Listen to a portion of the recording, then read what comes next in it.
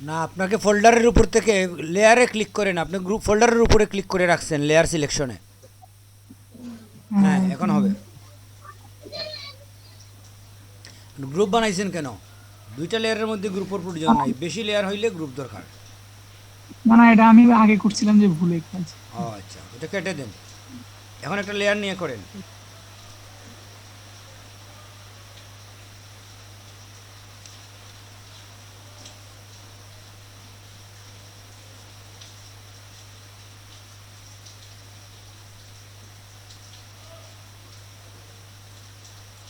প্রচণ্ড বৃষ্টি হচ্ছে, বুঝছেন? আমাদের এদিকে যে বৃষ্টি হয়েছে আমাদের মারাত্মক। এখানে তো এখনো থামার কোনো লক্ষণ নাই, চলতেছে ননস্টপ।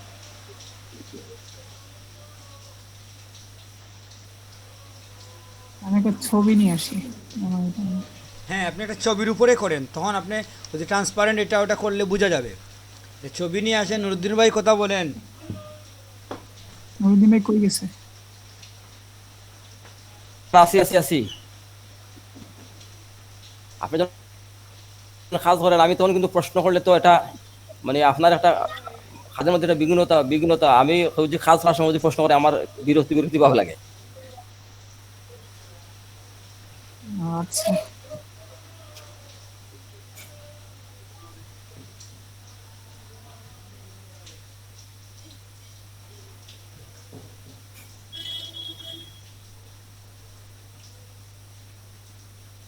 এখানে হালকা একটু গ্রেডিয়েন্ট ইউজ করে দেখি।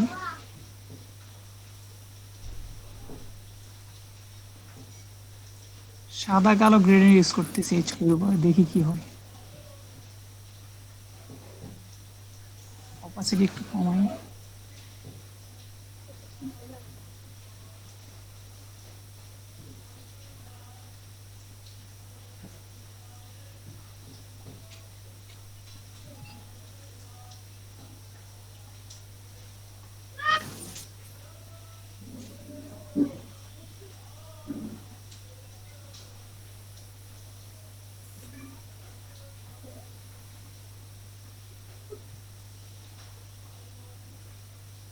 লাইটেন।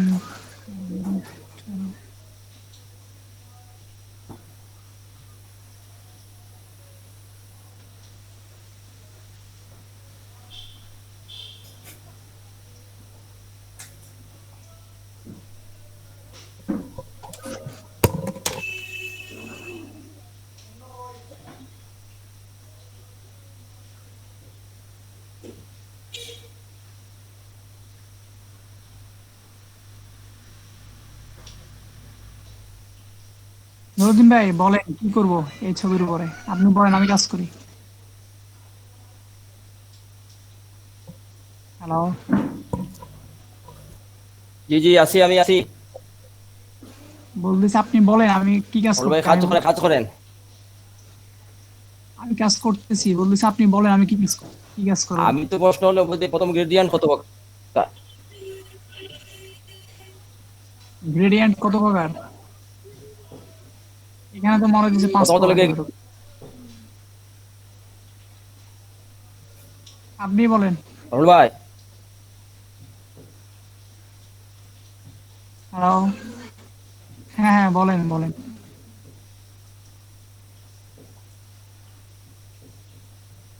হ্যালো, হ্যালো, গ্রেডিয়েন্ট এরপর বুঝি নাই আমি। ডায়মন্ড গ্রেডিয়েন্ট এগুলো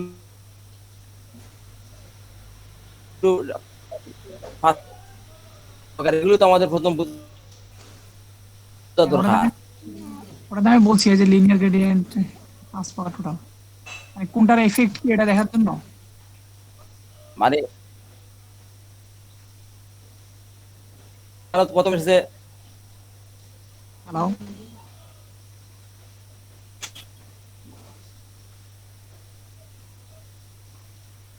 এটা হচ্ছে আপনার লিনিয়ার। হ্যালো, নুরুদ্দিন ভাই আপনার কি নেটওয়ার্কে?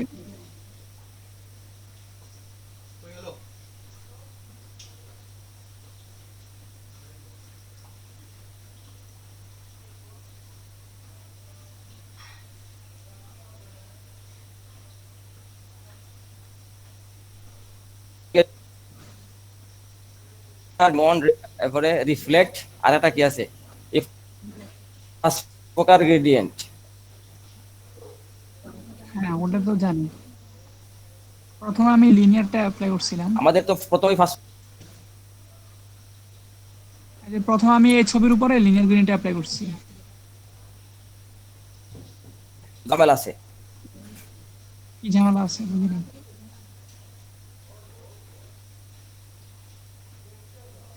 লিনিয়ার গ্রেডিয়েন্ট অ্যাপ্লাই করলাম। আমরা দেখি না, এটা তো মানে আপনার কাজ করে, এটা তো এক্সপিরিয়েন্স হচ্ছে আমাদের।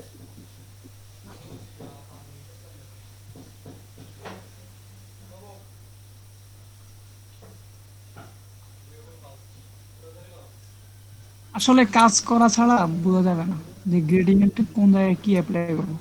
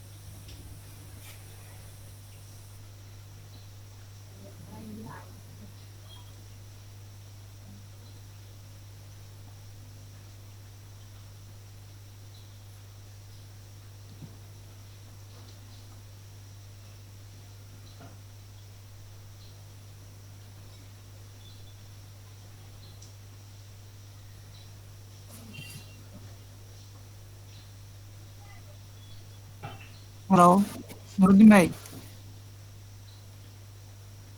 জি জি জি, আসি আসি, আপনার কাজ করেন।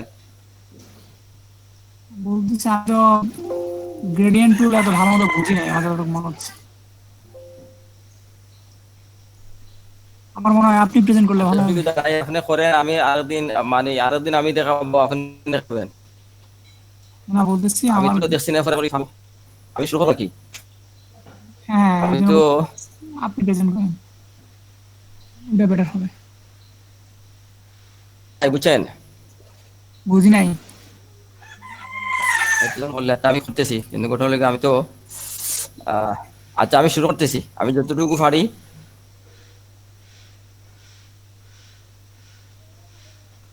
আপনারটা বন্ধ করেন।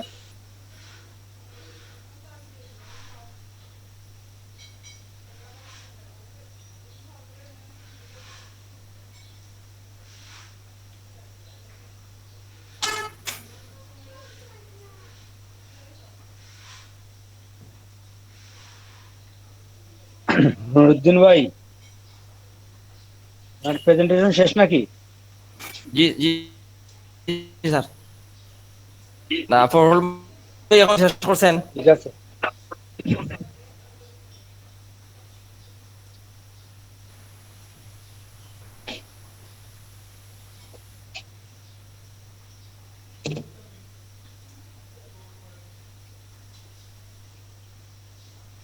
এখন তো স্যারের প্রেজেন্টেশন করাবেন। হ্যাঁ ঠিক আছে, দাঁড়ান আমি শুরু করতেছি।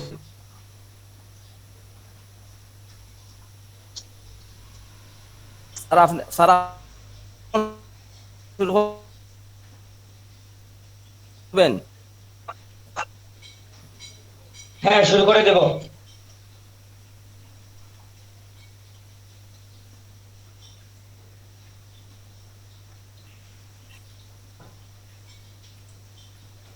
আচ্ছা স্যার, তাহলে আমি স্টপ স্টপ করে দিই।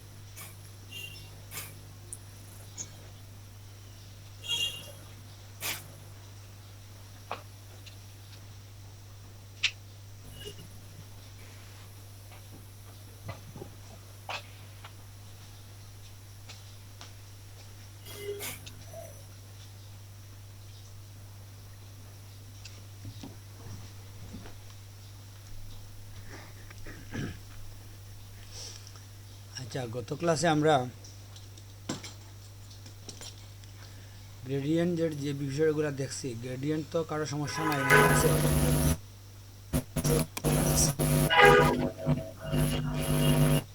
হ্যালো, স্যার স্যার লেখার মধ্যে একটা গ্রেডিয়েন্ট দেখালে ভালো স্যার, মানে একটু টেক্সটের মধ্যে গ্রেডিয়েন্টটা কিভাবে দিতে হয়। বাকিগুলো স্যার ক্লিয়ার আছে স্যার।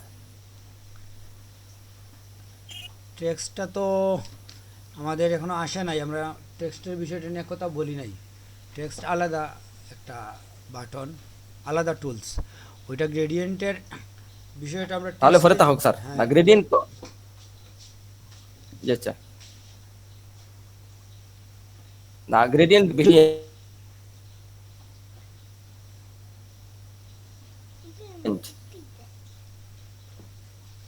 জি আচ্ছা হ্যাঁ, আমি শেয়ারে যাচ্ছি।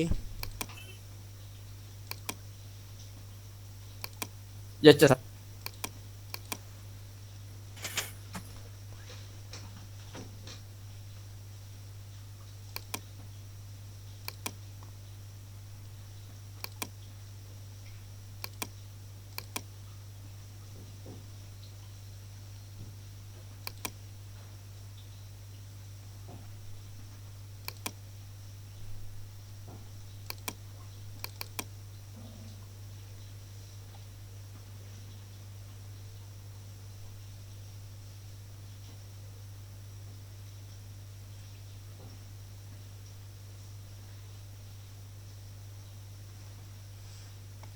আচ্ছা, এই টুলসগুলো তো কেউ বুঝেন? ব্লোয়ার টুল, শার্পেন টুল, এই টুলসগুলো সম্বন্ধে কারো কোনো ধারণা আছে?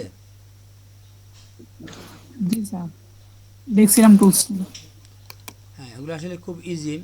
এগুলো আমরা আসলে অনেক সময় ক্লাসে দেখাই না, কারণ ওইটা এরকম প্রয়োগও নাই। আর সেকেন্ডলি এটা আসলে তো কঠিন কিছু না। আমরা একটা ছবির মধ্যে এই তিনটা টুলের ব্যবহার দেখি আপাতত।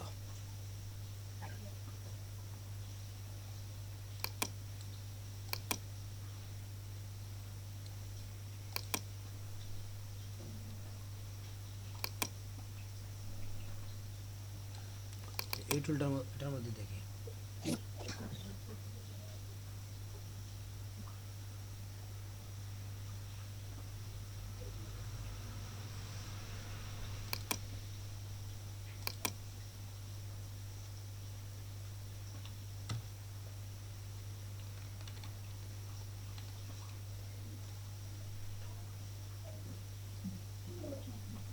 আচ্ছা, আমাকে তো দেখা যাচ্ছে। জি স্যার, দেখা যাচ্ছে। তো এটার মধ্যে দেখেন এই যে ব্লুয়ার যে স্যার ক্লাস তো রেকর্ড হচ্ছে স্যার, না রেকর্ড হচ্ছে না স্যার? রেকর্ড হচ্ছে। তো আমরা যেটা বলছিলাম যে আমাদের এখানে যে তিনটা টুল আছে, প্রথমটা হচ্ছে ব্লুয়ার টুল। তো ব্লোয়ার বলতে আসলে কি বোঝায়? এটা হচ্ছে একটা ছবির ব্যাকগ্রাউন্ডে অনেক সময় আমরা ব্লোয়ার ব্যবহার করি। ওটা কি করে ছবির ব্যাকগ্রাউন্ডটাকে অস্পষ্ট করে দেয়। তো এটা আসলে এখান থেকে করা হয় না। ব্লোয়ার ফিল্টারের মধ্যে ঢুকলে আপনি ওখানে অনেক ব্লোয়ারের ধরন পাবেন। তো যেহেতু এখানে একটা টুলস দিছে, আমরা দেখি ব্লোয়ার দিলে কি হয় দেখেন, এখানে ব্যাকগ্রাউন্ডটা ঝাপসা হয়ে যায়। আপনি যদি ইয়ের মধ্যে দেখেন, ফেসের মধ্যে দেখেন, তখন ক্লিয়ার বুঝবেন। বোঝা গেছে?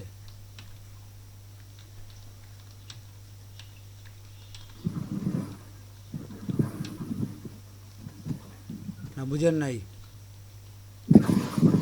জি স্যার, বুঝতে পারছি। এটা আর কোনো জাস্ট, কিছুকে অস্পষ্ট। হ্যাঁ, একটু অস্পষ্ট করবে। তো ব্লোয়ারের আসলে অনেক ব্যবহার আছে ফটোশপে। আমরা ব্লোয়ারের আলাদা মেনু আছে, মেনুতে গিয়ে বিভিন্ন ধরনের ব্লোয়ার আছে, ওইটা দেখবো পরবর্তীতে। এখানে আমরা জাস্ট দেখলাম যেহেতু দিছে, এই জন্য আমরা একটু দেখলাম। আর তারপর হচ্ছে শার্পেন টুল। শার্পেনটা হচ্ছে কি এটাকে একটু শার্প করে দেয়, ধারালো। ধারালো করতে গিয়ে যদি বেশি করেন আপনি, ওইটা ওই যে পুরনো সময়ের যে ছবি ছিল ওই রকম হয়ে যায়। তো এগুলোরও আসলে আমরা ব্যবহার করি না, বুঝছেন। জাস্ট দিশে হিসেবে আমরা দেখলাম, এই যে একটু করলে একটু হবে, বেশি করলে আপনার এটা এক সময় এরকম পুরানো ছবির মতো হয়ে যাবে, বুঝছেন। তো যদি আপনি কোনো ব্যাকগ্রাউন্ডকে এরকম করতে চান তাহলে আপনি এটা করতে পারেন। সাধারণত এটা যদি আপনি ব্যাকগ্রাউন্ডে করতে চান তাহলে কী করতে হবে, আপনাকে একটু সিলেক্ট করতে হবে। ধরেন আমি সিলেক্ট করলাম ছবিটা,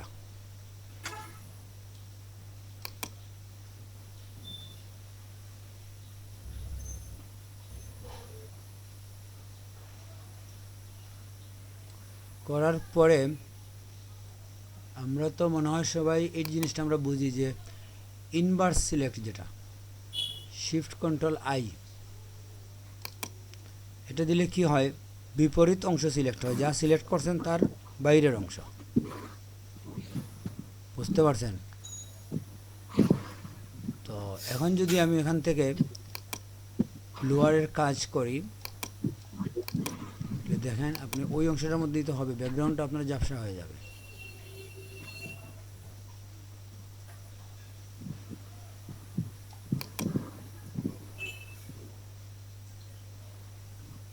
এগুলো আসলে এরকম আমরা এত বেশি করি না, কারণ এগুলো বিরক্তিকর এরকম করা। সেটা ঝাপসা হয়েছে, ঠিক না। তো মানে যে অংশ সিলেক্ট করবেন ওই অংশের মধ্যেই হবে, এই জন্য আপনি এরকম দিয়ে দিলেন আর কি। এই বুঝতে পারছেন।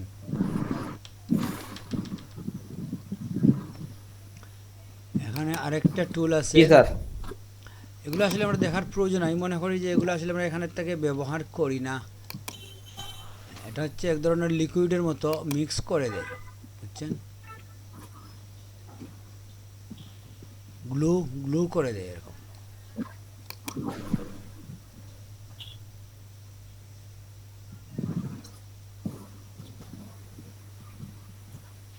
তো সিলেক্ট করে করলে এটাও আপনার যে হবে কি বলে মানে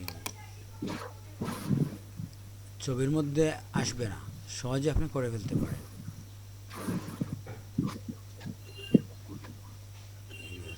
ব্যাকগ্রাউন্ডটা কেউ বুঝলো না যে এখানে কি আছে।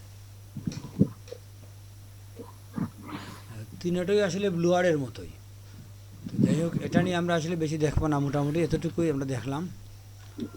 তারপরে আমরা যদি নিচ দিকে, এখানে হচ্ছে পেন টুল। আমরা এক কাজ করি আজকে, যেহেতু আমাদের টাইমও বেশি হয়ে গেছে এবং আমি আসলে পুরোপুরি ফিট না, বুঝছেন। আমরা টেক্সট টুলটা দেখি, নুরুদ্দিন ভাই যখন বলছেন টেক্সটটা বোঝার জন্য গ্রেডিয়েন্ট টেক্সটের মধ্যে, তো আমরা আজকে এই টুলটা দেখব। এই টুলটা আসলে তুলনামূলক সহজ, টেক্সটের যে টুল আছে। এই ছবিটা মনে বড় হয়ে গেছে, ঠিক আছে। তো টেক্সট টুলের ব্যবহারটা যদি আমরা দেখি, টেক্সট তো জেনারেলি যেটা হচ্ছে যে আপনি যদি কোনো পেজের মধ্যে লিখতে চান, টেক্সটে সিলেক্ট করে ক্লিক করলে আপনি দেখবেন এখানে আলাদা একটা টেক্সট লেয়ার চলে আসবে। টেক্সট করার সময়, লেখার সময় স্বয়ংক্রিয়ভাবে আরেকটা লেয়ার চলে আসে। এই দেখেন একটা টেক্সট লেয়ার 1 নামে চলে আসছে। আর তো এই জায়গার মধ্যে আমরা যদি কোনো জিনিস লিখি,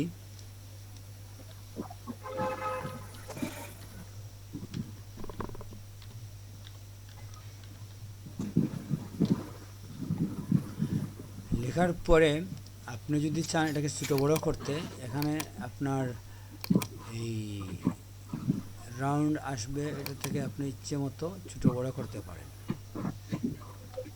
জেনারেলি ইকুয়ালি যাবে, আর যদি আপনি শিফট ধরেন তাহলে ইচ্ছা মতো নিতে পারেন। এটা তো বুঝেন, শিফট ধরলে যে কোনো শেপ ফ্রিলি নেওয়া যায়, আর যদি আপনি শিফট না ধরেন ওইটা স্কোয়ার হবে। এটা কেউ বুঝেন না।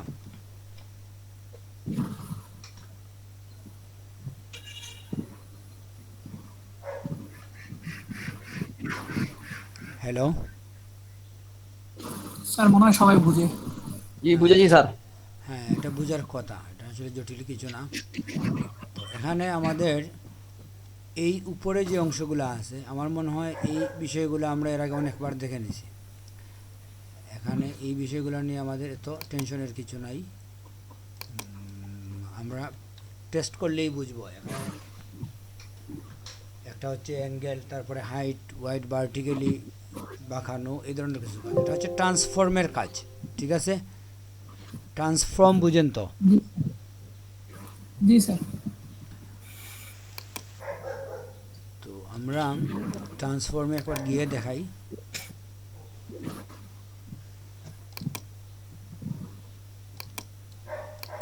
না, এটা এখানে ট্রান্সফর্ম হবে। ট্রান্সফর্মটা হওয়ার জন্য এখানে একটা মেনু আছে। টেক্সটের মধ্যে গেলে আমরা দেখব, এই হচ্ছে টেক্সটের ট্রান্সফর্ম। এখানে দেখেন আপনি অসংখ্য ধরনের ট্রান্সফর্ম আছে। অর্থাৎ আপনি যদি এখন এই আর্কটা দেন তাহলে কি হয়? এটা তো ট্রান্সফর্মের মতো না? ভার্টিক্যালি করতে পারেন, হরিজন্টালি করতে পারেন। ভার্টিক্যালি করেন কিংবা হরিজন্টালি করেন। আপনি যদি এখানে ওই যে ব্যান্ড যেটা আছে, ব্যান্ড এখন যতটুকু আছে আপনি চাইলে এটা কমাইতে পারেন।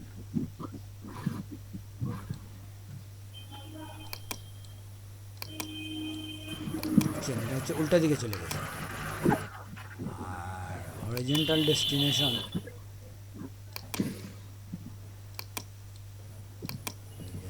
ছোটো বড়ো হয়ে যায়।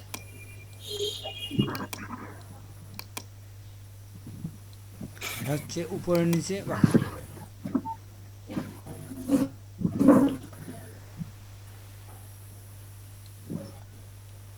এটা তো বোঝা যাচ্ছে, ঠিক না? জি স্যার বলছি। তো আমার মনে হয় এই বিষয়গুলোও অনেকে জানেন, কারণ এটাও ওই রকম কোনো কঠিন বিষয় না। আমরা যেটাই করি না কেন, এখান থেকে আমরা কিছুটা এডিটিং করে ওইটাকে ইচ্ছে মতো চেঞ্জ করতে পারি, ঠিক আছে?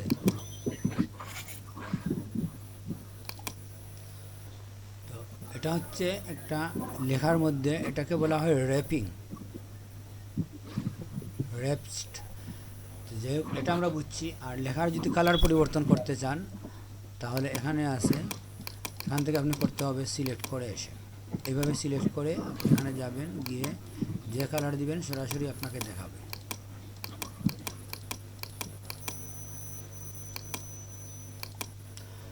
আর এমনি তো বেসিক কিছু বিষয় আছে, ফন্ট চেঞ্জ করা। ফন্ট চেঞ্জ আমরা মোটামুটি বুঝি সবাই, লেখার স্টাইলটা কী হবে। তারপরে বোল্ড, ইটালিক, আন্ডারলাইনে, এখানে সব ফন্টের মধ্যে বোল্ড, ইটালিক, আন্ডারলাইন হয় না। কোনো কোনো ফন্টে দেখবেন 7-8টা অপশন চলে আসবে। আপনি যদি অন্য একটা দেখেন, ধরেন আপনি এটাতে গেলেন, এখন দেখেন এখানে কী কী আছে, অনেকগুলো চলে আসছে। র, regular, italic, bold, bold italic, এরপরে ব্ল্যাক। এই যে বিষয়গুলো আছে এগুলো হচ্ছে ফন্ট অনুযায়ী পরিবর্তন হবে এখানে, কখন কোনটা আসবে না আসবে। এ হচ্ছে আমাদের লেখার সাইজ। আমরা 150 যদি দিই এটা বড় হবে।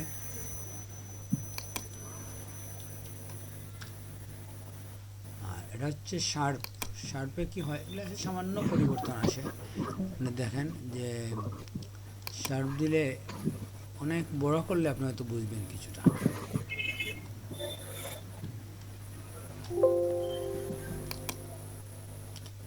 এই যে লেখার সাইড দেখছেন,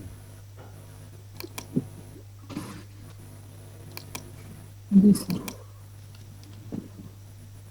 শার্পটা কি হয় দেখেন, ও সাইডের মধ্যে হালকা এফেক্ট করবে, দেখি দেখছেন হালকা একটু এফেক্ট হয়েছে।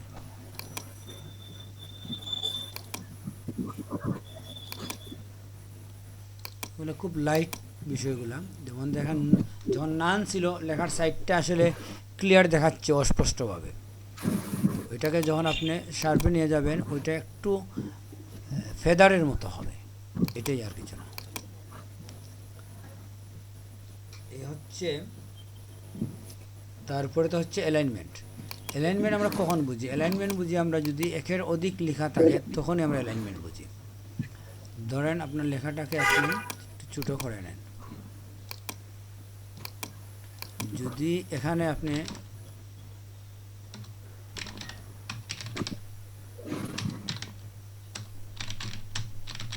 এরকম একের অধিক লাইন যদি আপনার থাকে, তখন যখন আপনি সেন্টার দিবেন, দেখেন এটা হচ্ছে আমাদের ওই যে বক্স এরিয়ার একটা বিষয় আছে, এটার ব্যাপার না, মানে প্রত্যেকটা লেখায় মিডিলে চলে আসছে, মানে ওদের অ্যালাইনমেন্টটা হচ্ছে সেন্টার অ্যালাইনমেন্ট।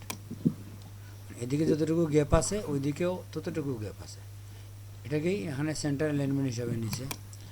তারপরে রাইট আছে, এই কাজগুলোর জন্য সিলেক্ট না করলেও চলবে। রাইট মানে কি, রাইট দিকে মিল থাকবে, লেফট দিলে লেফটের দিকে মিল থাকবে, আর সেন্টার দিলে দুই দিকেই অমিল থাকবে, মধ্যখানকে কেন্দ্র করে আগাবে।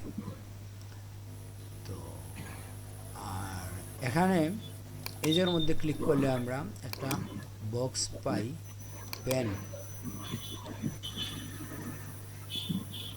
এখানে বেশ কিছু কাজ আছে, প্যারাগ্রাফ এবং কারেক্টার। কারেক্টার বলতে কি বোঝায়?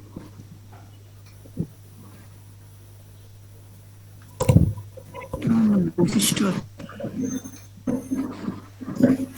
বুঝি নাই, আবার বলেন।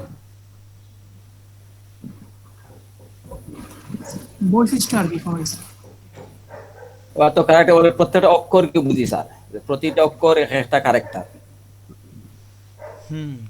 সেটাই তো। এমনি জেনারেলি তো বৈশিষ্ট্য, কিন্তু ঠিক বৈশিষ্ট্য না, চরিত্র বোঝায়। একটা চরিত্র আর বৈশিষ্ট্য এক কথাই, এটা ঠিক আছে।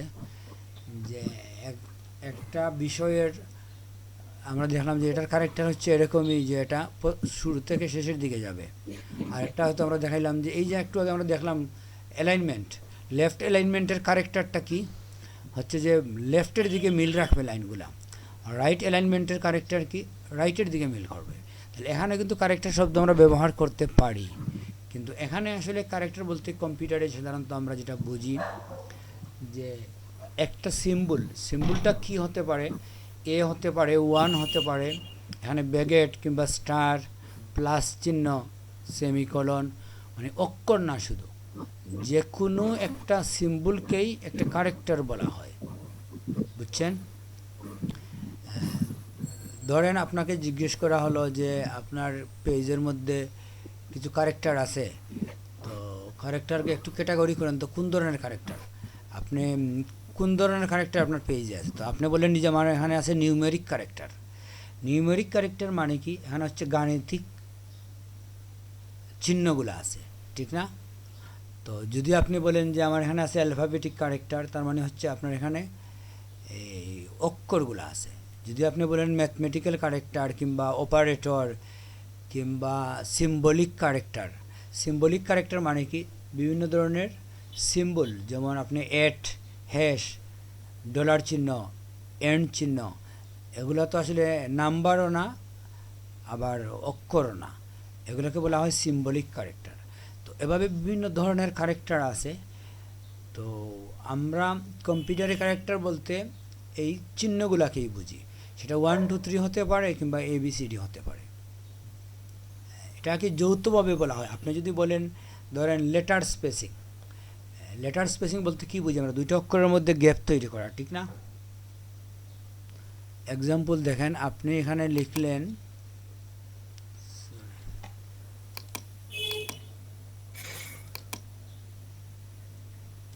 কেটে দেই,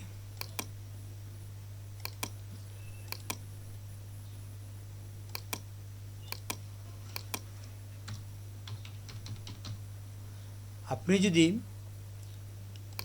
এই অংশটাকে দুইটা অক্ষরের মধ্যখানে গ্যাপ তৈরি করতে চান,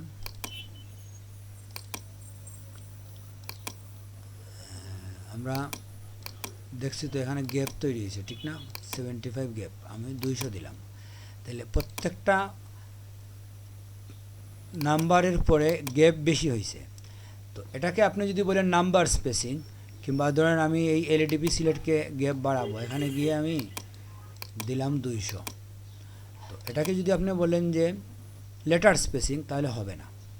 এই জন্য যে এই স্পেসিংটা যখন আপনি সিলেক্ট করবেন, এখানে নাম্বারও সিলেক্ট করবেন, টেক্সটও সিলেক্ট করবেন, কিংবা এখানে কিছু সিম্বলও থাকতে পারতো, সব কিছুরই স্পেসিং করে এটাই।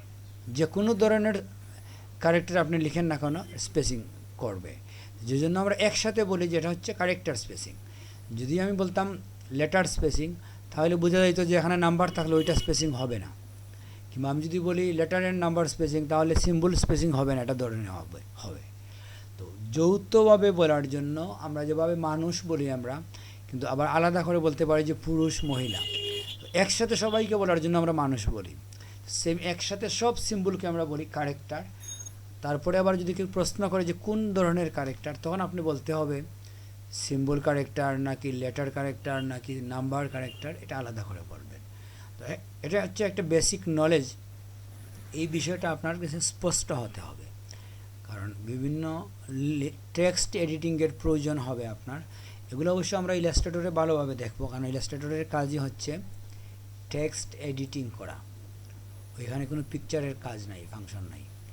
তো এখান থেকে আমরা একটু দেখে গেলাম আগে, যাতে আমাদের ওই জায়গার মধ্যে সমস্যা কম হয়।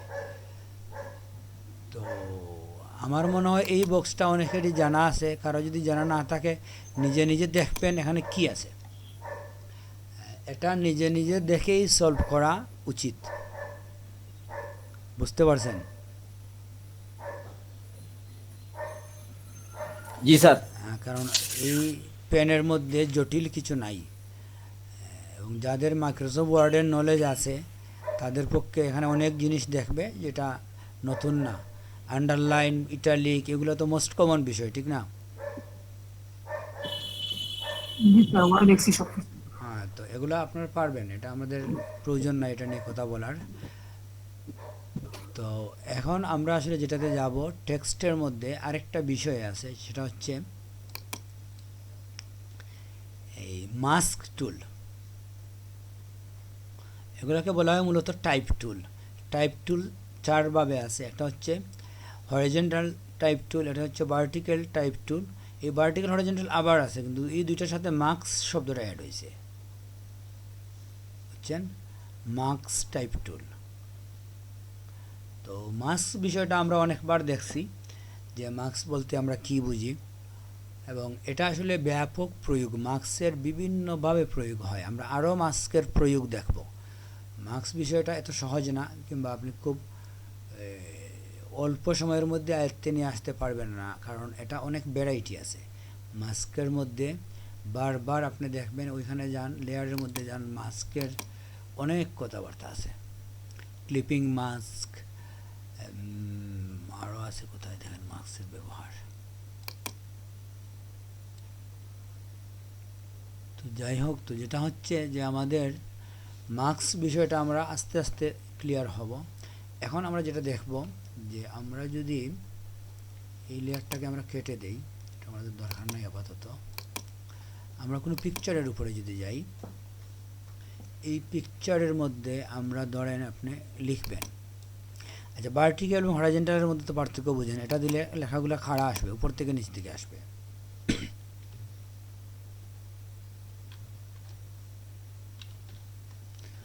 এরকম উপর থেকে নিচে আসবে, এটাই হচ্ছে ভার্টিক্যাল। এটা বুঝছেন তো? জি স্যার। খাড়া লিখবেন আপনি।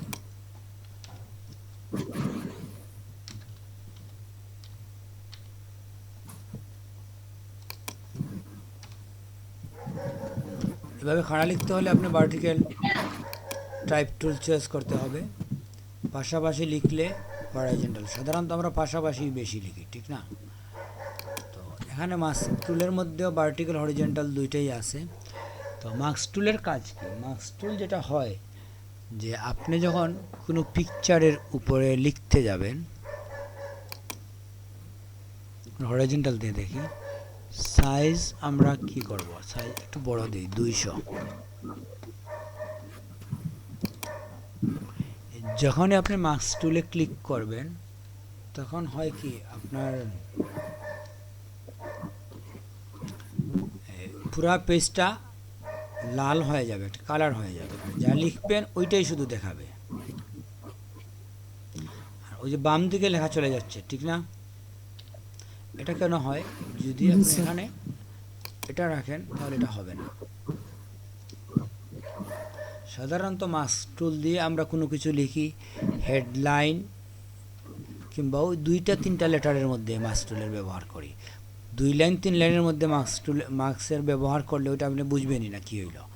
তো এই জন্য এটা করতে হয় অ্যাব্রিভিয়েশনের ক্ষেত্রে, শর্ট নামের ক্ষেত্রে, কিংবা হয়তো 4-5 লেটারে একটা শিরোনাম আছে, ওইটার জন্য আপনি এই মাস্কের ব্যবহার করতে পারেন। এটা দেখেন, এরকম করার পরে যদি আপনি এই মুভ টুলে ক্লিক করেন কিংবা অ্যাপ্লাই দেন, তাহলে কি হয়, অ্যাপ্লাই দেওয়ার পরে ওই অংশটা সিলেক্ট হয়ে যায়। তো সিলেক্ট হলে যেটা হচ্ছে যে আপনি যদি এখন কপি করেন, কপি করে অন্য পেজে নিয়ে যান, এটা মনে হয় অনেক বড়,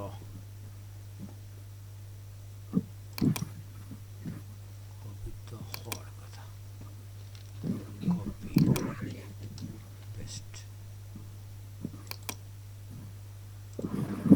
হচ্ছে না কেন?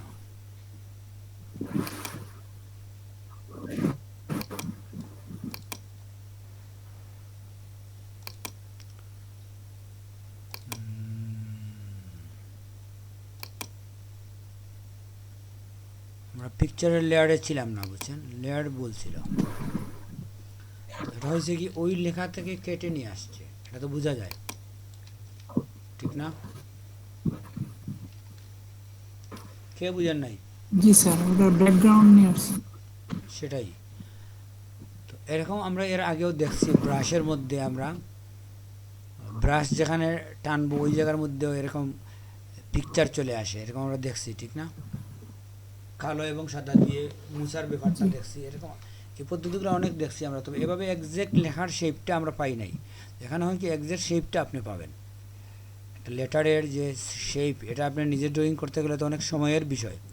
তো এটা সংক্ষেপে আপনি কেটে নিয়ে আসতে পারলেন। বোঝা গেছে? এটা এত জটিল কোনো বিষয় না। আমরা যদি বলেন আরেকবার দেখতে পারি,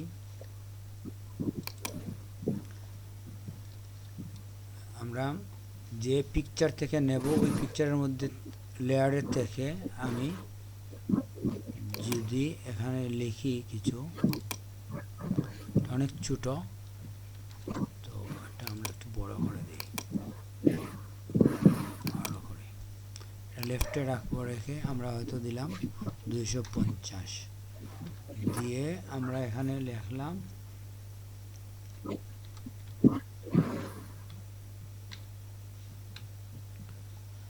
আসলে বেশি বড় হয়ে গেছে, পেজে জায়গা হবে না। তো এই হচ্ছে আমাদের লেখাটা, বুঝতে পারছেন? ওইটা কিন্তু পরবর্তীতে আপনি মুভ করতে পারবেন না। এই অংশটা পেজের বাইরে চলে গেছে, এটা আপনি পাবেন না। লেখার সময় আগেই ফন্ট ঠিক করতে হবে।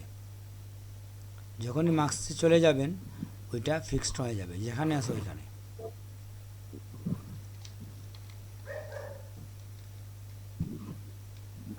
বুঝতে পারছেন? এটা হচ্ছে আমাদের মার্কস টুল। মার্কস টুলের আপনি মার্কস টাইপ টুল, যেটা হচ্ছে ভার্টিক্যালিও করতে পারেন, হরিজন্টালিও করতে পারেন। কারো কোনো প্রশ্ন আছে এখানে? না স্যার, আমরা কয়জন আছি? 6 জন, 8 জন আছে স্যার। 8 জনের আপনি মধ্যে 2 জন। আমি একাই 2 জন, বুঝছেন? আমারটা বাদ দিয়ে দিলে আপনারা আছেন 8 জন। 6 জন আছেন, 6 জন। 6 জন খারাপও না, আবার তো ভালোও না। আপনাদের তো আমি আলাদা ইয়ে করছিলাম, আপনাদের গ্রুপে অ্যাড দিছিলাম। না স্যার, বলছিলেন যে করবেন। হ্যাঁ, ঠিক আছে, আমি আসলে আরও 2টা গ্রুপ করছি, আপনাদের গ্রুপটা করা হয় নাই সম্ভবত। হ্যাঁ, করে ফেলবো আমরা, পাবেন আপনারা 2-1 দিনের মধ্যে। তো আমরা এই জায়গার মধ্যে আসলে আমরা উপরে যেটা রেখে আসছি, এটা হচ্ছে আপনার pen tool.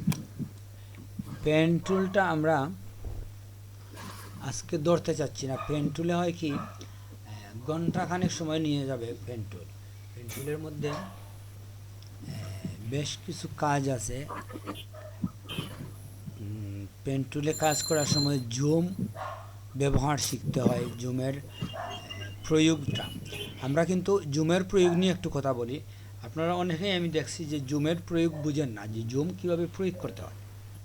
Zoom in zoom out কখন করবেন সেটা আপনাকে একজনে বলে দিতে হবে না, আপনি নিজে নিজেই করতে হবে। তো জুম ইন জুম আউট তো বুঝেন কি, যেমন এই লেখাটা আমি দেখানোর জন্য একটু বড় করি, কিংবা আবার যখন আমি কাজ করব আবার ছোটো করি, ঠিক না? তো আপনি যদি ফিক্স জুমে কাজ করেন, একটাই জুম নিয়ে কখন আপনি ক্লোজ হন না কিংবা দূরে যান না, ইন আউট হন না, তাহলে অনেক কাজ আছে আপনি বুঝবেনই না এটার এফেক্ট কী। বুঝতে পারছেন? জি স্যার। তো এই জন্য আপনাকে কী করতে হবে, জুমের বিষয়টা আপনাকে বুঝতে হবে যে এটা আমি কেন করব। জুম ছোটো বড়ো মাউস এবং কিবোর্ডের সমন্বয়ে খুব সহজ পদ্ধতিতে একটা পদ্ধতি আছে, করা যায়। সেটা হচ্ছে এরকম, আপনারা এটাতে অভ্যস্ত হয়ে যাবেন, তখন আপনার জুম সহজ হবে। আপনি যদি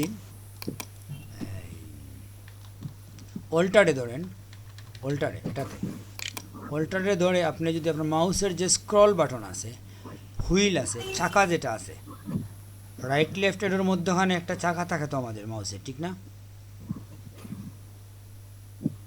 জি স্যার। ওইটাও আপ ডাউন করলেই আপনার এই ধরনের জুম চেঞ্জ হবে। জি। এটা হচ্ছে সবচেয়ে সহজ উপায়। আর কোনো কারণে যদি মাউসে আপনার অন্য কাজ করতেছেন মাউস দিয়ে, তখন আপনি কি করবেন, কিবোর্ডে কন্ট্রোল প্লাস।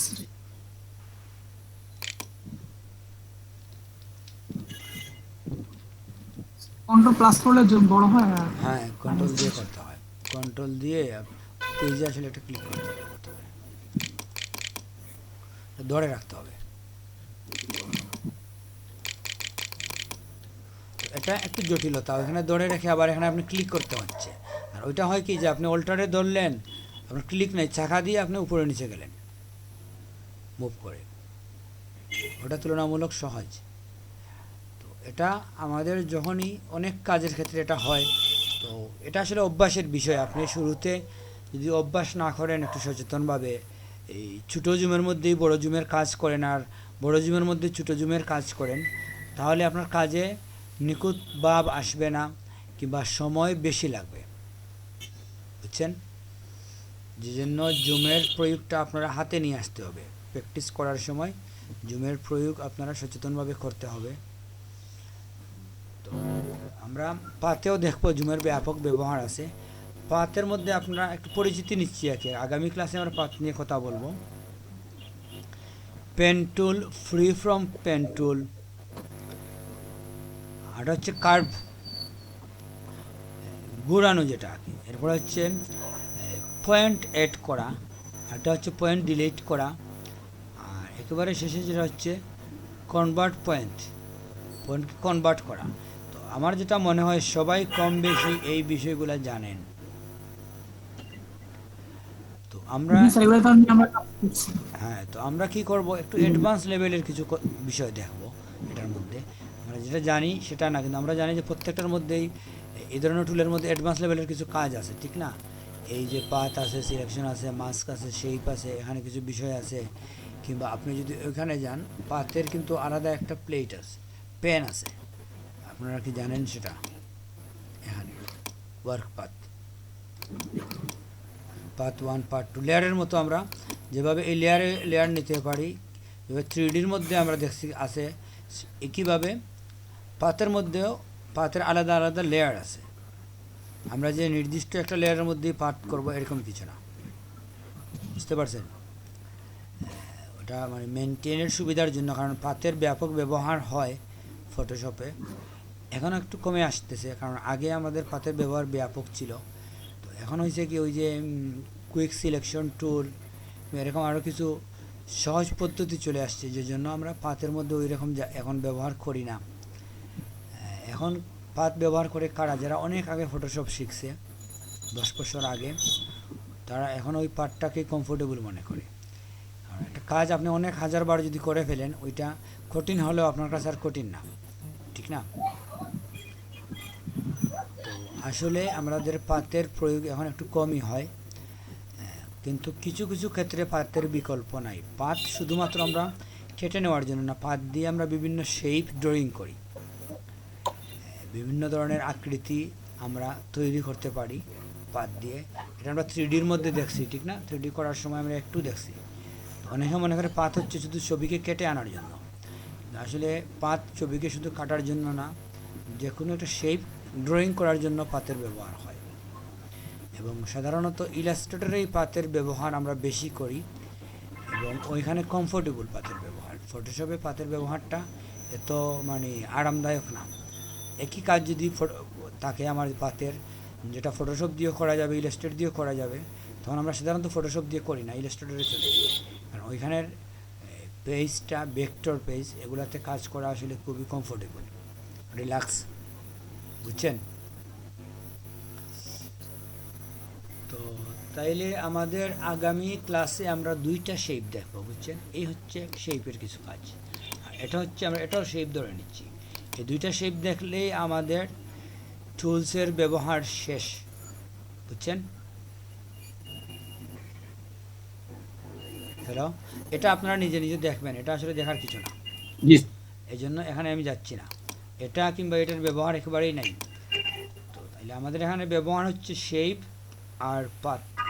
এটা আগামী ক্লাসে দেখলে আমাদের টুলসের জেনারেল পরিচিতিটা শেষ হয়ে যাবে, ঠিক না? তো এরপরেই মূলত জি আমরা স্যার। টানা, আপনারা যদি 8 জন থাকেন তাহলে 8 দিন, কেউ যদি একদিনে শেষ না হয় তাহলে 1.5 দিন করলো। তো ধরেন 8 দিনও 8টা ক্লাস হতে পারে, আবার একদিনে কেউ 2 জনে করে ফেললো, এরকমও হতে পারে। তো আমরা এটা দেখব, প্রত্যেকটা টুলসকে আপনাদের দিয়ে আমরা কাজ করাবো। প্রথমে করানোর পরে আমরা চলে যাব প্রজেক্টে, এবং প্রজেক্টের ফাঁকে ফাঁকে আমরা মেনুগুলাও দেখব, এগুলার ব্যবহার দেখব, বুঝতে পারছেন? এগুলা স্যার ওই যে বলছিলেন, হ্যাঁ বলেন। দুইটা বেস মিলে একসাথে ক্লাস নেবেন, মানে ওটা কবে থেকে শুরু করবেন? না ওইটা আপনি কি গত ক্লাসে ছিলেন?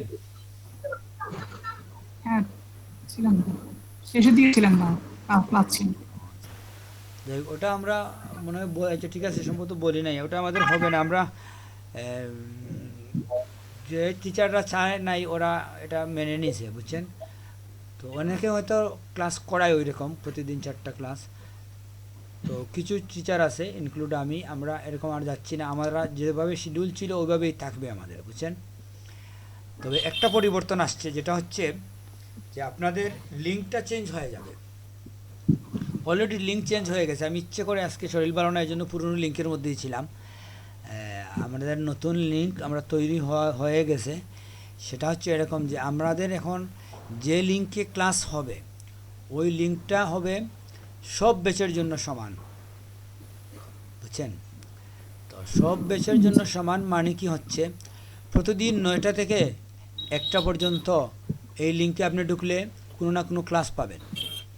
আবার 2টা থেকে এই 4টা কিংবা 5:30 পর্যন্ত ওই বিকালের যে বেচটা আছে ওইখানেও আপনি প্রতিদিন ক্লাস পাবেন। তখন প্রশ্ন হচ্ছে যে এটা আপনি কি ঢুকতে পারবেন যখন যে বেচে ইচ্ছা? এরকম না, এটা হচ্ছে যে আপনি যদি কোনো কারণে আপনার মূল বেচের ক্লাস মিস করেন এবং ওই ক্লাসটা আপনি অন্য বেচে করতে চান, যেহেতু আপনার কাছে লিঙ্ক আছে, আপনি আসলেন, এসে বললেন যে আমি আসলে করতে চাই, কিংবা আমার হোয়াটসঅ্যাপ গ্রুপে হয়তো আমার সাথে কথা বললেন, তখন আমরা আপনাকে ওইখানে ইন্ট্রোডিউস করিয়ে দেব। একটা মিনিট।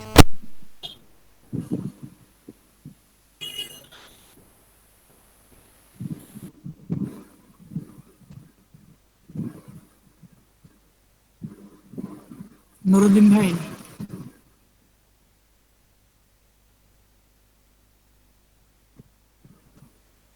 জি আছি আছি আছি সরল ভাই, আছি আমি, আপনার কথা শুনতে খেলা হচ্ছি। আছে? জি যেটা বলছিলেন খেলা আছে আপনার? ওদের সাথে আমরা একটু আলোচনা করি দেখি। স্যারে তো বলছিলেন যে আমরা হোয়াটসঅ্যাপের জন্য সব মানে জন্য শেয়ার করি যা কাজ করব, বুঝছেন? হ্যাঁ ওটাই হবে। স্যারটা একদিন বলছিলেন আমাদের ফ্রেন্ডরা যারা আছে ওদের সাথে আমরা একটা পরামর্শ করে কেউ মানে তো শেয়ার স্যারে করতেছে না। করাচ্ছেন, স্যারকে ধন্যবাদ, আমরা স্যারের হাতে নিয়ে শিখছি। আমাদের সাথে যারা আছে আমি বলতেছি মানে কেউ ওদের তো সাথে একটু গ্রুপে, খুব আমি বলতেছি কেউ তো হোয়াটসঅ্যাপ গ্রুপে তাদের কাজগুলো শেয়ার করতেছে না, বলো। এটা বলতেছে। জি না, বা সম্পর্ক আমরা সেই কারোর সঙ্গে কথাবার্তা আমরা বলছি না, বুঝছেন? হ্যালো। জি স্যার, আমরা আছি স্যার। এটা বলছিলাম আমরা যে আমাদের যেটা হবে এখন, যে একই লিঙ্কে প্রতিদিনই ক্লাস থাকবে। যেহেতু আপনার কাছে লিঙ্ক আছে, আপনি যদি চান অন্য পেজে ঢুকতে পারেন, তো আপনার হোমওয়ার্কটা কিন্তু ওইখান থেকে আপনি নিতে পারবেন। ওখানে আপনি গেস্ট স্টুডেন্ট হিসাবে ঢুকবেন, আপনার প্রয়োজনটা শেষ, আপনি চলে যাবেন। এখানে যে হোমওয়ার্কগুলো দেওয়া হবে ওটা আপনার জন্য প্রযোজ্য না। আপনার বেচেই আপনি হোমওয়ার্ক করবেন, কিংবা আপনার যে টাস্ক আছে ওটা করবেন। ওই বেচগুলোতে আপনারা চাইলে ঢুকতে পারেন, বুঝতে পারছেন? সাইলেন্টলি ফ্রি আছেন, ঢুকলেন ক্লাসে, অসুবিধা কী? মানে তো আমার রুমের বিষয় না, ফ্যানের বিষয় না, যে আপনি বেশি স্টুডেন্ট হয়ে গেলে গরম লাগবে, রুমে চেয়ারের সমস্যা হয়ে যাবে, এরকম তো কিছু নাই, ঠিক না? জি না স্যার। তো যে জন্য হয় কি, যে আপনারা এখন যেটা হচ্ছে এই সুযোগটা আপনারা পাচ্ছেন, ওই যে রেগুলার ক্লাস না হয়ে এই পরিবর্তন আমরা আনছি। এ ব্যাপারে আপনাদের মতামত কি বলেন? স্যার এটা তো খুব ভালো স্যার। এখন আমাদের তো মানে আমরা যে অষ্টম বেচে যারা আছি স্যার, হ্যাঁ, ওরা তো প্রথম দিন দেখলাম আমরা অনেক অনেক স্টুডেন্ট আছি, প্রায় 20 জন ছিলাম প্রথম দিন। কারণ আমরা দেখা যাচ্ছে আমরা মনে হয় 7-8 জন 10 জনেই ক্লাস করি। আবার ক্লাস ক্লাস যদি হতো স্যার, তাহলে তো আমরা যদি মানে দেখা হতো, আলাপ আলোচনা হতো। এখন ক্লাস তো না, এখন কারোর সঙ্গে দেখা হচ্ছে না, আলাপ আলোচনা হচ্ছে না।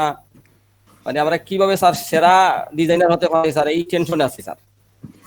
না আমরা তো মানে এটা আপনার প্র্যাকটিসের পরামর্শ আয়োজন দরকার করবো, বুঝছেন? স্যার। আমরা বৃষ্টি একটু কমে গেলে, আমাদের করোনা ভাইরাস যদি কমে যায়, দুটাই যদি কমে যায়, হয়তো আমরা নেক্সট মান্থে কিংবা এই মাসের শেষের দিকে আমরা দেখি একটা গেট টুগেদারের চেষ্টা করব, বুঝছেন? সবাই মিলিত হওয়ার জন্য শহরে হলেই ভালো হবে। আমরা একটা পার্টি দিয়ে দিলাম কোনো রেস্টুরেন্টে, কিংবা কোথাও আউটডোরে, পার্কে, বুঝতে পারছেন? ওইখানে আমরা 4টা বেসকে স্যার শিক্ষা প্রতিষ্ঠান কি খুলবে বলে মনে হয়? হ্যালো, শিক্ষা প্রতিষ্ঠান কি বলছেন? বলতেছি মানে প্রতিষ্ঠানগুলি কি খুলে দেওয়ার সম্ভাবনা আছে এদের পরে? এটা হয়েছে কি, আসলে এই মুহূর্তে তো পাবলিক বাস, আমাদের সিলেট শহরে সিটি কর্পোরেশনের যে বাস আছে ওগুলো এখন চলতেছে। রাস্তায় প্রচুর জ্যাম, সব কিছুই আমাদের এখন ওপেন। এমনকি মার্কেট যে দোকান যেগুলো আছে, ওই দিন আমি রাত্রে 9টার সময় মনে হয় দোকানে ঢুকছি, কাপড়ের দোকান খোলা পাইছি, বড় দোকানগুলা। তো সব কিছু মিলিয়ে এটা মনে হয় ওই এই মাসের শেষের দিকে সব কিছু একেবারে ইয়ে হয়ে যাবে। এটা তো আপনারা জানেন মনে হয়, যে জন হকিংস যে ভার্সিটি আছে, ওরা বলে দিছে যে বাংলাদেশের যে পিক এটা শেষ, এখন না কমতে থাকবে। এটা 1 সপ্তাহ আগে ওরা বলছে যে এখন বাংলাদেশে আর বাড়বে না সংখ্যা, প্রতিদিন মৃত্যুর সংখ্যা, আক্রান্তর সংখ্যা এগুলা কমতে থাকবে। যদি কমতে থাকে তো এই মাসের শেষের দিকে দেখা যাবে আপনার কমতে কমতে একেবারেই লিমিটেড চলে আসছে, বুঝতে পারছেন? এরকম হইলে নেক্সট জি মাস স্যার। থেকে হয়তো শিক্ষা প্রতিষ্ঠানও খুলে যেতে পারে। আমাদের এটা না, আমরা হচ্ছে আমরা গেট টুগেদার করবো, গেট টুগেদার আমরা এখনই করতে পারি, সব কিছুই ওপেন, এখন গাড়ি সব কিছুই চলে। তারপরে আমরা বৃষ্টির দিন হোক, সব কিছু মিলাই আমরা একটু সময় নেই, আমরা যে করবো এটা স্পিড আসার জন্য। আসলে দেখা সাক্ষাৎ হইলে কি হয়, তখন আপনি যদি একদিন যদি নুরুদ্দিন ভাই না আসে, আরেকজন ফোন দিয়ে জিজ্ঞেস করবে কি সমস্যা। পরিচয় না হলে আপনি জিজ্ঞেস করবেন না, যে জোরে যাবে আমরা খুঁজেই পাবো না কে ছিল না, ঠিক না? আমরা স্যার প্রথম দিন স্যার হ্যাঁ, 20 জন, আমার মনে আছে তখন অনেক বেশি স্টুডেন্ট ছিল। কিন্তু এখন 20 জন তো না, এখন মনে হয় 7 জনের উপরে আর আমরা হই না। 10 এরকম হয়ে যায়, 10-11 হাইয়েস্ট। আবার দেখা গেল যারা খুব ভালো ভালো লেভেলের, মানে ভালো ভালো লেভেলের স্টুডেন্ট। জি জি।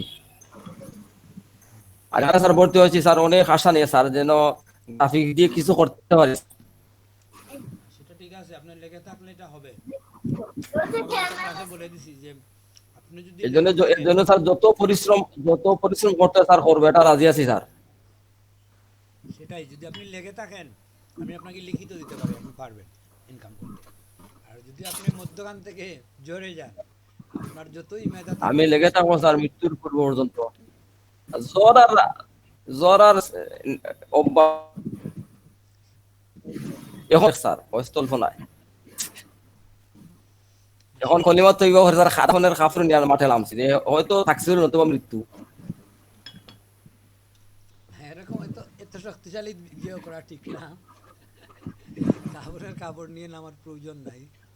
তবে আপনার মোটামুটি দৃঢ়তা থাকে যদি, কিন্তু আপনার তো আসলে বছর পর বছর যে আপনি এভাবে বসে থাকতে হবে এরকম কিছু না। দৃঢ়তা আছে স্যার। হ্যাঁ, 6 মাস যদি আপনি লেগে থাকেন, মাত্র 6 মাস, আপনাকে কেউ আটকাতে পারবে না, বুঝছেন? এই ফখরুল ইসলাম এখন স্যার একটা রুটিন কিভাবে করা যায় হ্যাঁ, স্যার একটা রুটিন জি, মানে একটা রুটিন স্যার যে কত দৈনিক কত সময় এটার সাথে থাকতে হবে হুম, যে আগামী 1 বছর পর্যন্ত 3 ঘন্টা আপনি তো স্যারের ব্যাপারে দক্ষ স্যার এখন একজন মানুষ নিয়মিত যে এতটুকু নিচে কোনোদিন নামা যাবে না এত ঘন্টা নিচে কোনোদিন নামা যাবে না হুম। এটা হয় কি যে আপনি যদি প্রতিদিন করেন, আপনার 2 ঘন্টা করে করলে মধ্যে স্যার আমাদের ঠিক আছে স্যার মানে বেশি পারলে বেশি করলেন, কিন্তু 2 ঘন্টা লাগে এই জন্য যে ফটোশপ আসলে সময় নিয়ে নেয়। ফটোশপে বসে একটা ছবি বাছাই করতে আপনার 15 মিনিট চলে যেতে পারে। ফটোশপ ওপেন করে কোন ছবিতে কাজ করবেন এই ছবি খুঁজানি গিয়ে আপনি দেখা যাবে আপনার 15 মিনিট 10 মিনিট চলে গেছে। তো ফটোশপ আসলে টাইম কিল করে, যে জন্য আপনাকে মিনিমাম 2 ঘন্টা, এর বেশি হলে তো ভালো হয়। আপনি যদি প্রতিদিন করেন তাহলে দেখবেন আসলে এটা হয় কি, আপনাকে আমি বলছি যে ফটোশপ কিংবা যে কোনো অ্যাপসই যান, এটাকে আপনি একটা শহরের মতো কল্পনা করে নিন। ধরেন আপনাকে আমি এখন নিয়ে গেলাম আপনাকে রংপুর শহরে, তো ওইখানে আপনি কতদিন থাকলেন এটার উপর নির্ভর করে শহরটা কতটুকু চিনবেন, ঠিক না? 2 দিন থেকে যদি আপনি চলে আসেন তাহলে তো ওই শহরটা আপনাকে চিনবে না, আপনি ওই শহরটাকে চিনবেন না, ঠিক না? তো এক একটা অ্যাপস হচ্ছে কি, জি স্যার ওই অ্যাপসের ভিতরে আপনি কত ঘন্টা ব্যয় করলেন তার উপরে নির্ভর করে অ্যাপসটার সম্বন্ধে আপনার কতটুকু স্মুথনেস আসবে।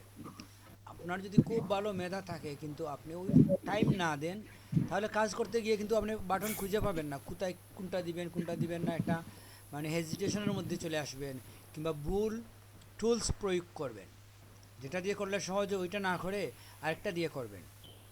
তো এই যে মানে ভুল টুলস প্রয়োগ করা মানে, কারণ একটা শহরে যদি আপনি লং টাইম না থাকেন তাহলে এক জায়গা থেকে আর জায়গায় যাওয়ার জন্য আপনাকে ভুল পথে যাবেন, আপনি শর্টকাট পথ রেখে গুরুর পথে যাবেন, কারণ শহরটা আপনি ভালো করে চিনেন না, ঠিক না? তার রাস্তাগুলো চিনেন না আপনি, এই জন্য আপনার রাস্তা ভুল হবে, রাস্তা ভুলে যাবেন। তো সেম থিং, যদি আপনি একটা অ্যাপসের মধ্যে অনেক ঘন্টা ব্যয় না করেন, ওই অ্যাপসের অলিগলিগুলো আপনার পরিচিত হবে না, কাজের সময় আপনি নির্দিষ্ট গলিতে যেতে পারবেন না, ভুল গলিতে ঢুকে যাবেন, আবার ফেরত আসবেন, এসে আবার যাবেন। তো এই জন্য হবে কি, আপনার প্রচুর সময় লাগবে প্রথম দিকে। যত সময় যাবে শহরটা আপনার পরিচিত হয়ে যাবে, অলিগলিগুলা, মেনু সাব মেনুগুলা, টুলসের অপশনগুলো আপনার পরিচিত হয়ে যাবে। আর পরিচিত হয়ে গেলে আপনার মেধার মান যাই থাকুক না কেন, আপনার কাজের মধ্যে গতি চলে আসবে, বুঝতে পারছেন? এটা আসলে পূর্ব মেধা থাকতে হবে এরকম, জি এটা স্যার এটা কোনো রকেট সায়েন্স না।